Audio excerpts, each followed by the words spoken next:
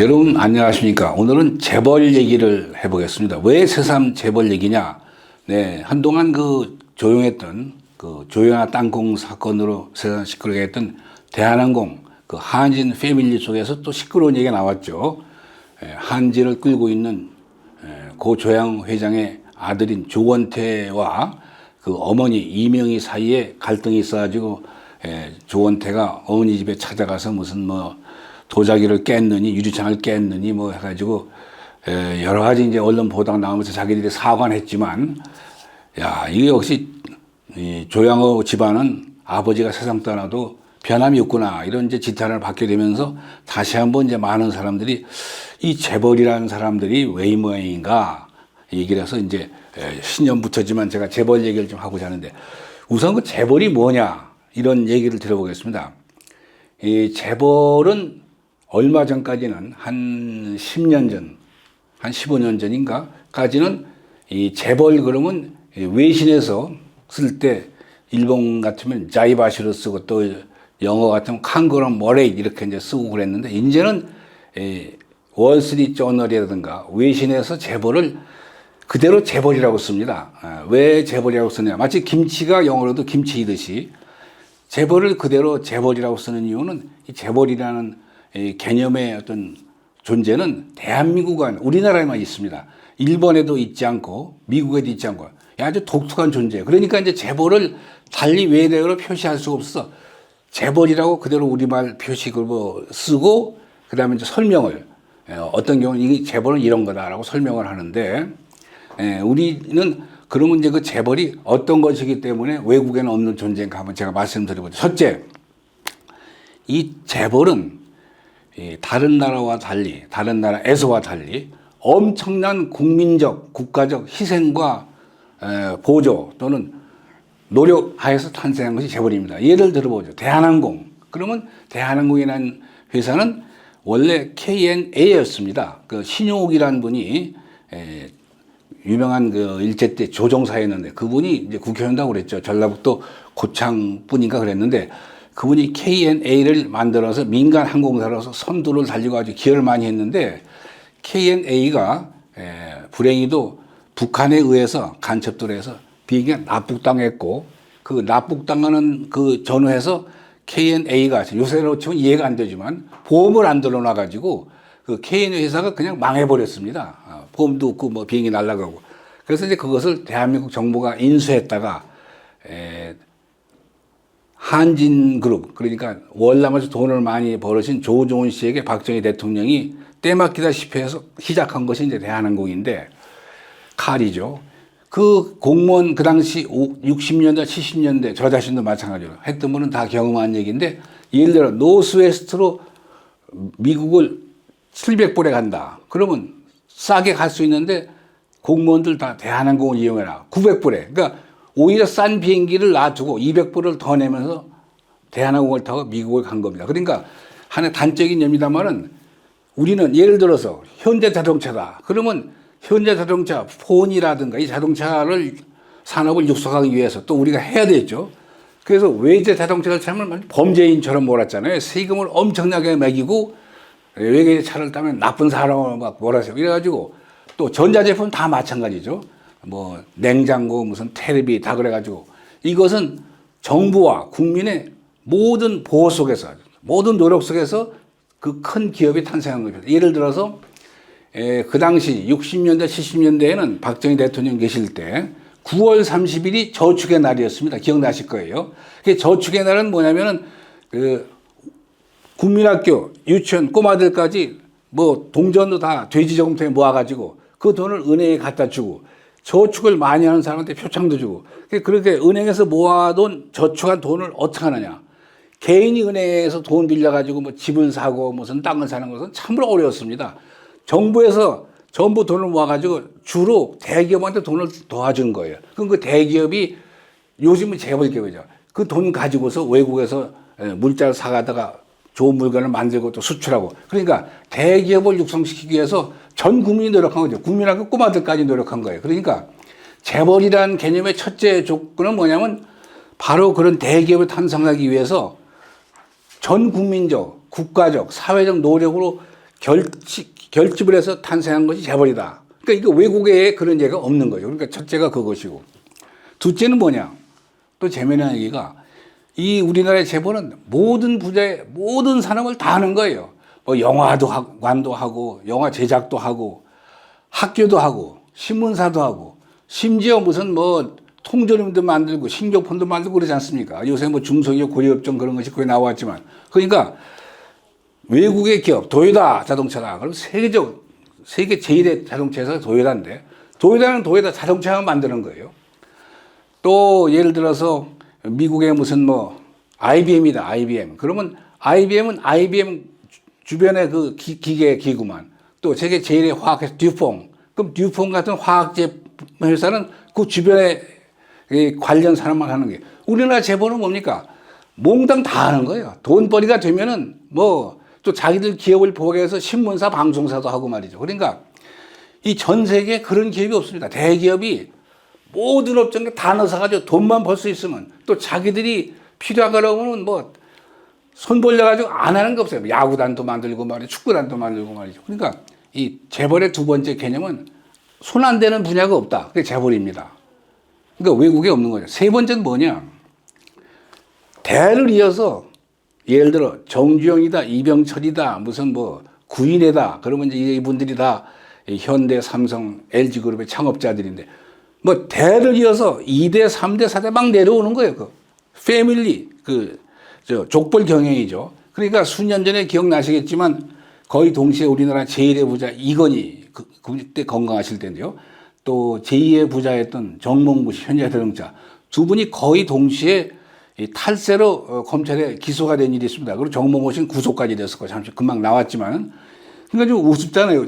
대한민국에 제일 많이 돈을 가진 사람 1등, 2등이 어떻게 탈세로 재판에 옮겨졌느냐. 두 분 다 경영권 승계를 해서 자기 가족에게 아들, 딸에게 특히 아들에게 경영권을 넘겨주려니까 경영하는 과정에서 무슨 예를 들어 납품회사도 대부분 또 자기들 뭐 사돈의 팔촌 친척들이죠. 이런 족벌 경영을 하면서 횡령, 배임, 탈세 뭐 이래가지고 어떻게든지 경영권을 지워서 아들한테, 손자한테, 증손자한테 넘겨주니까. 그러니까 이제 재벌의 세 번째 개념은 뭐냐면 이 패밀리, 가족들이 승계하는 거. 그러니까 다시 정리해서 말씀드리면 왜 재벌이 외국에 없냐. 이 세 가지 특성이 맞춰야 재벌인데 외국에 없기 때문에 첫째는 정부와 국민의 엄청난 보호 속에 노력 속에 탄생한 것이다. 두 번째는 손 안 대는 것이 없다. 모든 업종에 다 투자한다. 기가 막힌 일이죠. 백화점도 다 하니까요. 세 번째 3대, 4대, 5대 막 내려간다. 이렇게 특징을 가지고 있는 재벌은 외국에는 없습니다. 그러니까 외국 기자들 쓰려니까 이게 재벌을 뭐라고 써야 재벌을 재벌이라고 쓰는 거죠. 미국에도 영국에도 일본에도 독일에도 없는 거니까. 근데 여기서 이제 우리가 구별해서 해야 될 것은 우리가 견줄 수 있는 나라가 이제 소득이나 여러 가지 면에서 아시아의 4강 중에 하나, 신생 4강 중에 하나가 이제 대만인데 대만은 아시다시피 중소기업 위주입니다. 그러니까 여러분이 기억하시는 대만의 기업이 하나도 없어요. 전혀 기억이 안 납니다. 여러분 대만 회사 이름을 대시라 그러면 여러분 친구분이나 있으면 뭐 모를까 그러지 않으면 대만 기업을 하나도 모르잖아요. 그런데 대만은 건실하게 잘 경제가 굴러가고 있습니다.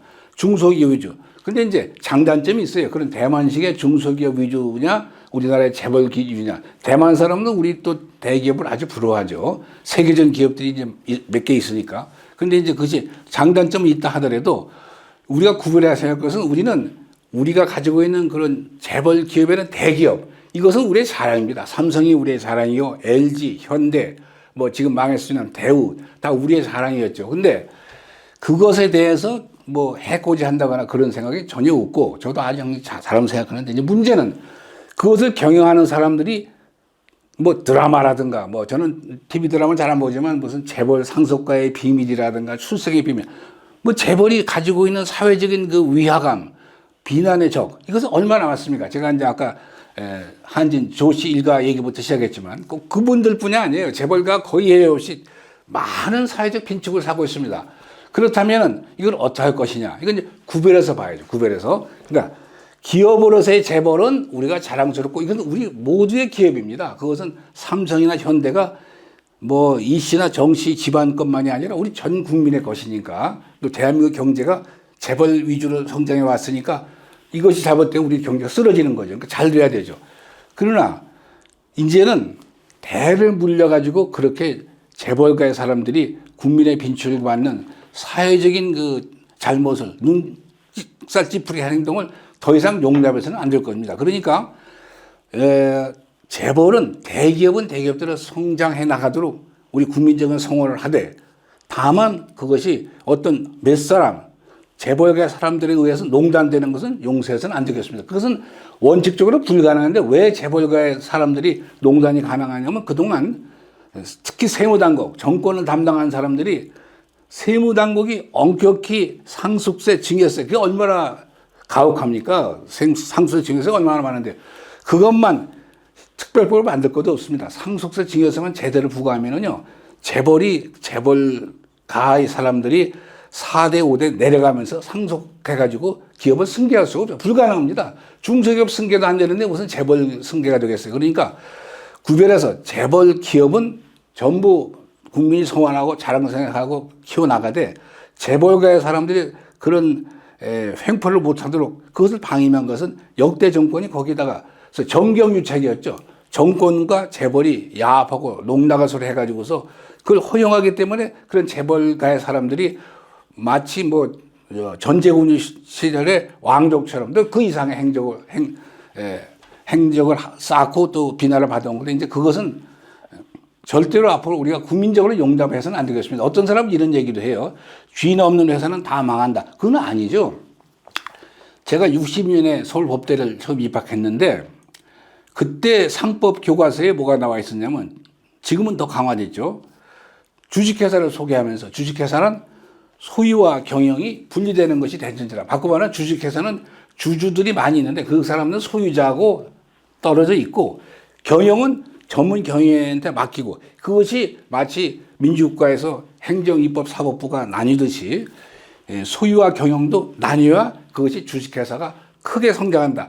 그렇게 발전한 것이 미국의 그 숱한 세계적인 회사들입니다. 어마어마한 회사가 많잖아요. 우리나라 기업은 상대도 안 되는. 그러니까 뭐 요새 뭐 구글이니 아마존이니 뭐 이런 회사들 몇 개 회사들의 상장 주식수를 합치면 우리나라 전체 GDP보다도 많지 않습니까? 그러니까 우리와는 규모가 전혀 다른 게 또 다른 외국 거대 기업들인데 다 그런 기업이 성장해 나가는 것은 결국은 소유는 수많은 일반 대중 뭐 1,000만, 2,000만 소유는 그런 많은 주주들이 하고 그러니까 재벌 창업자의 자식들도 그 소유자의 한 사람 대주주라고 해서 경영권을 장악하려고 해서도 안 되고 그것 안 됩니다. 법대로만 제대로 하면 상속 증여세만 제대로 매기면 그러니까 주주는 또 재벌가의 사람을 포함해서 주주로서 물러나고 경영은 전문 경영에 맡겨서 소유와 경영이 분리돼서 자본주의의 그 정신에 따라가지고 발전하는 거 이것이 시장 경제의 기본인데 우리나라는 그것이 잘못되어 있습니다. 그래가지고